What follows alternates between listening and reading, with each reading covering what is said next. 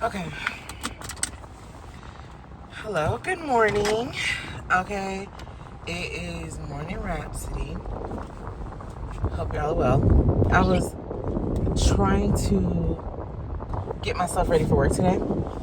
I was wondering if I was going to get on here and talk because I was like, Taylor, you're trying to be a real YouTube girl, you need to be recording videos. How is anybody going to know you if you only have one video forever, right? So, and I know that Taylor has ADHD also, so that is how we get thrown off and sidetracked from good ideas. I just was thinking about dog walking. I almost ran my damn car up on the sidewalk because Taylor was not big. Let me not say that on camera channel. Anyway, I was thinking about other things. Let's leave it at that. Today, I was wondering if I was going to talk. Oh my God, so much traffic.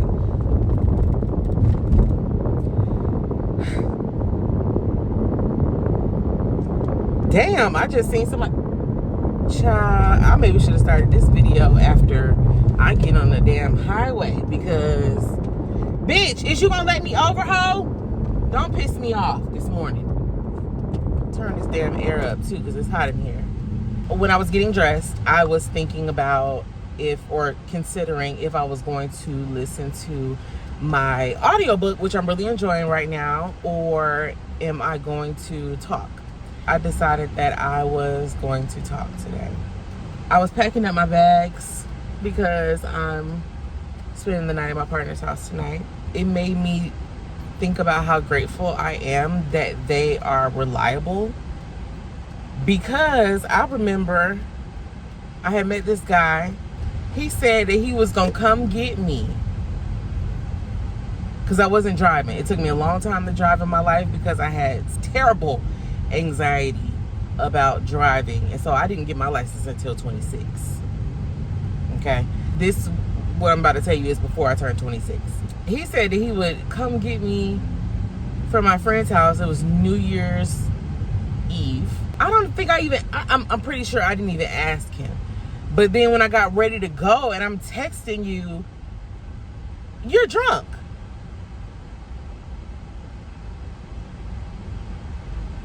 Nothing wrong with celebrating New Year's Eve. I'm celebrating New Year's Eve. But what is wrong is I don't like when people offer something and not deliver. Like, I didn't ask you for shit, but you volunteered and didn't show up. I said all that to say I'm thankful that I found a partner. I'm thankful that my partner shows up. Period. Because the streets is scary. The streets is scary. And being in a healthy relationship is weird in its own way, because a lot of songs that are out there now, well, not even nowadays, but a lot of songs that are out there, period, are about I'ma take your bitch, or heartbroken, or talking about how they're gonna wrong someone. There's not a lot of love songs these days is what I'm getting at. I can't relate. Sorry that I really don't mean to be bragging. I really don't. When I see people talking about how they just want to find my man. This is my man. Everybody talking about my man. I just want to find my man. I can't even relate. Or if they talk about people cheating on them but they went back, like, I cannot even relate. I am in such a healthy relationship. Oh my God, little me would be so proud of me. My partner shows up and I love that. Also, I was thinking about travel when I went to Japan for my birthday. The problem was I went solo. That Japan trip taught me that I am resilient and I can figure shit out, and shit could be going wrong and I could pick it up and keep going. But I can't help but mourn the trip that I wanted to have. When I was on Instagram talking about how I was having a horrible time, people were texting me like, I'm going to Japan. Tell me what you're having a problem with, basically. And then they went and they looked like they had a great time. I feel like I'm the only person that didn't enjoy Japan. And I will not be silenced. Why don't you like Japan, Taylor? Maybe in a group it would be a fun place, but it is not for a solo traveler if you're not familiar with, especially the language. When I was in Amsterdam, sure, they don't speak my language, but it is, now you're talking my language, now you're talking my language. Okay, anyway. At least when I was in Amsterdam, they have the English alphabet. So if I'm not understanding what I'm looking at, I can type it in my phone. I couldn't do that in Japan, obviously, because I don't know the Japanese characters. I should have used the translator app more than I did. But it might be just me being a stubborn traveler, but I don't want to translate and look up stuff and critique and mastermind shit. I just want to go and let the environment push me to wherever I'm supposed to go. You know, I just want to be of the land. I want to have a good time. I want to go out of here and just wander and say, oh, this looks fun, let me go up in there. It was none of that for me in Japan. None of it. Because I'm walking down the street, I'm seeing some raw beef. Now, that might be telling you about what kinds of beef they had available for hot pot, or whatever the Japanese equivalent of a hot pot is. But I don't want it. Looking at a cut of raw beef does not entice me. And it's some like staircase, and then you turn this way to another staircase, looking like a really top secret operation. Okay, and I'm out here by myself. I'm a hot young thing, you know. We got to take precautions. So I have gotten past the notion that I will never go back to Tokyo, or Japan, period. But it must be in a group, and this made me set regulations that I will not travel out of the country anywhere that I have not been previously. Now, Amsterdam is my grub. Love Amsterdam so bad. It was perfect because I think I was there like a week. So maybe like the first 4 days, my friend was there with me that had been there before. Regardless, I think that the travel in Amsterdam, especially since a lot of people speak English, is a lot easier to navigate. It really is. And I don't want to sound like that pretentious American, like everybody should speak English. But I prioritize traveling to places where I feel like I can maneuver without someone else's help, because I never want to be a burden on anybody else. I don't want to rely. It's number one, being a burden, but number two is being independent. I pride myself on being able to figure shit out and being resourceful and not needing anyone else for anything.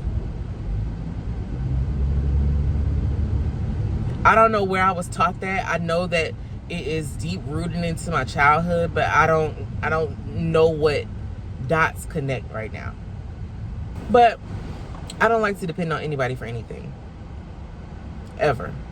I think that that's another hard part about being. This is like, oh my God, my water's too wet. But that's another thing about being in a healthy relationship is I have to now learn how to allow someone to be there for me. I have siblings, but I was raised as an only child. I learned how to make my own fun. I've learned how to be by myself and be content. And now I kind of have to unlearn that to some extent. You know, you pray for things, but you also have to pray to be able to take care of what you've asked for and be able to handle what you've asked for. I know I said pray, but I don't even believe in Jesus. Why you got a Jesus? Why you got a Jesus? That's not my ancestors' religion. And it is so crazy to me that black people be such gong-ho Christians. First of all, Christianity as a whole is crazy to me because it's supposed to be love thy neighbor, take care of people, right? But it is these extremist, far-right Christians that are contributing to the worst parts of our society. I believe in a separation of church and state. But black people that are so caught up in Christianity is crazy to me, because that's not your ancestors' religion. That's your slave master's religion. It's just like how in social studies, let me take y'all on a history lesson. Here in Atlanta, a lot of stuff is named Ponce. Ponce de Leon is how we pronounce it, even though it's Ponce de Leon. Ponce de Leon is a Spanish conquistador. He's ultimately looking for the fountain of youth. And that is why everything is branded or called Ponce or Ponce de Leon.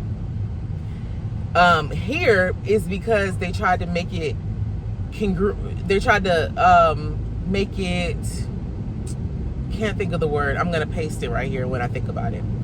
But they are trying to blank Atlanta and the fountain of youth.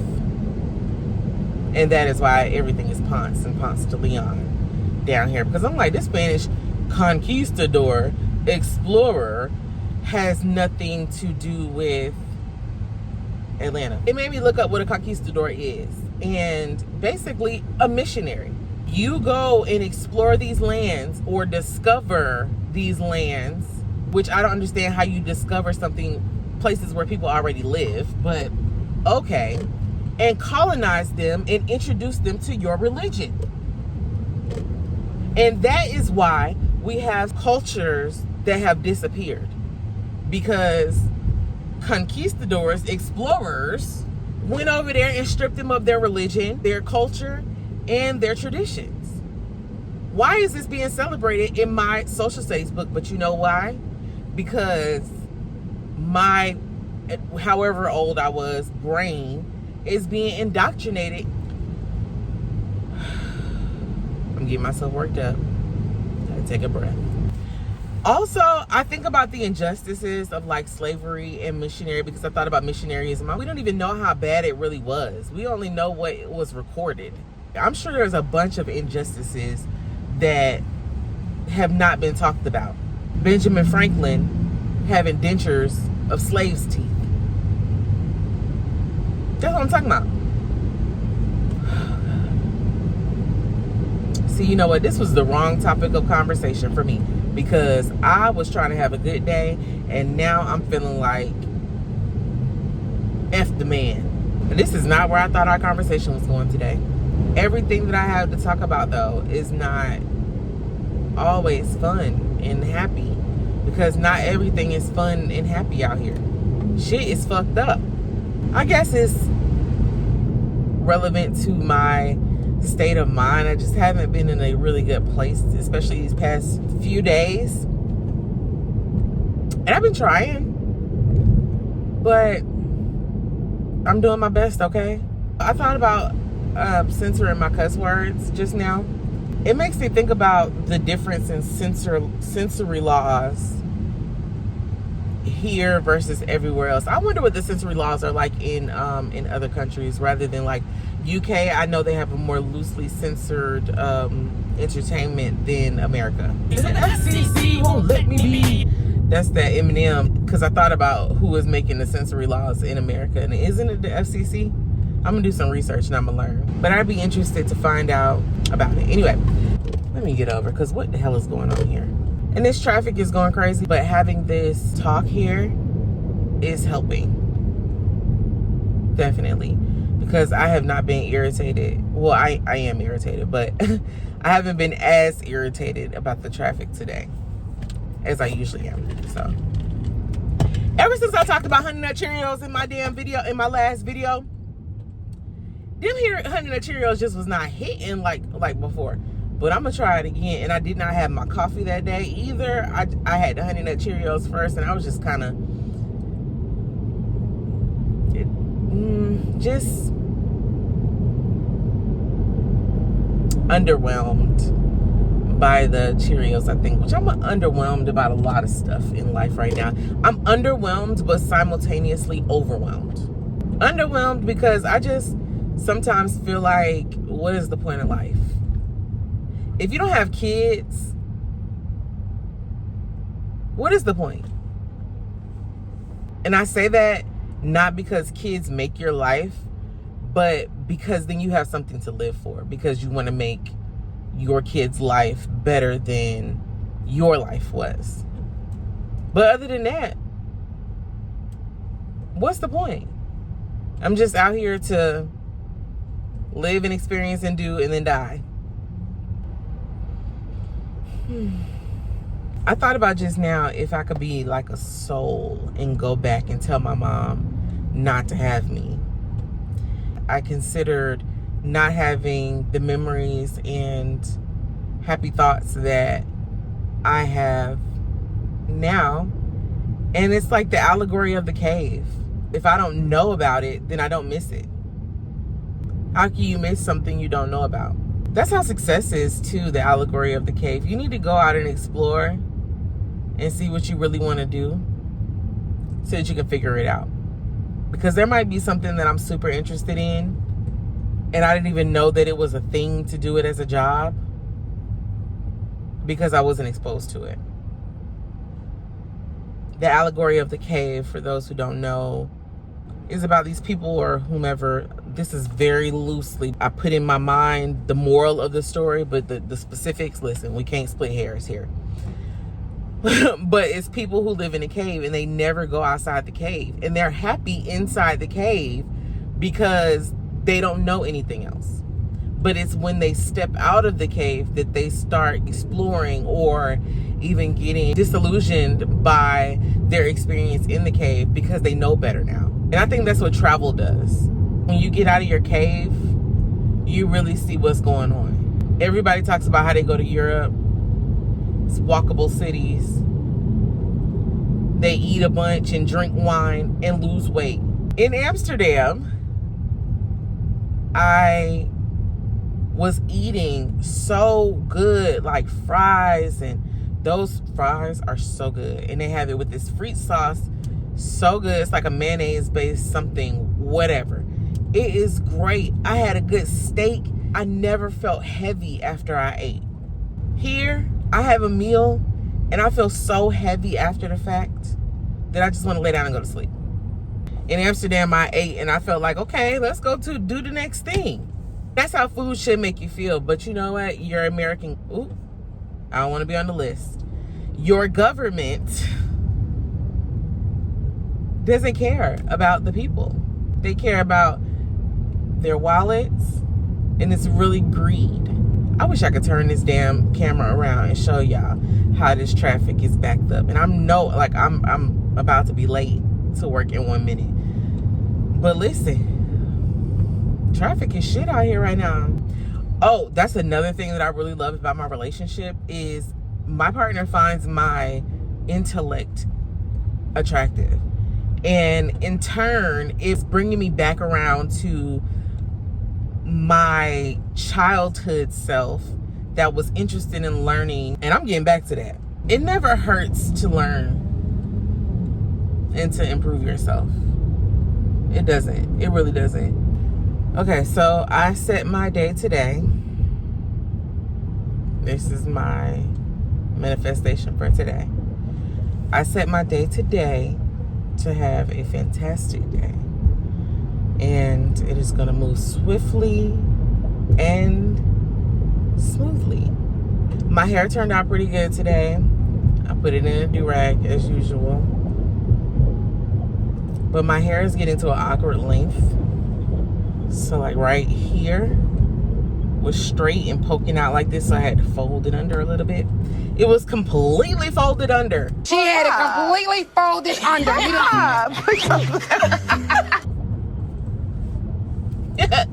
Then I also had this like indentation in the front, so I fixed that as well. And it made me think about how in middle school this girl didn't like me. I don't know what I did to her, but she didn't like me.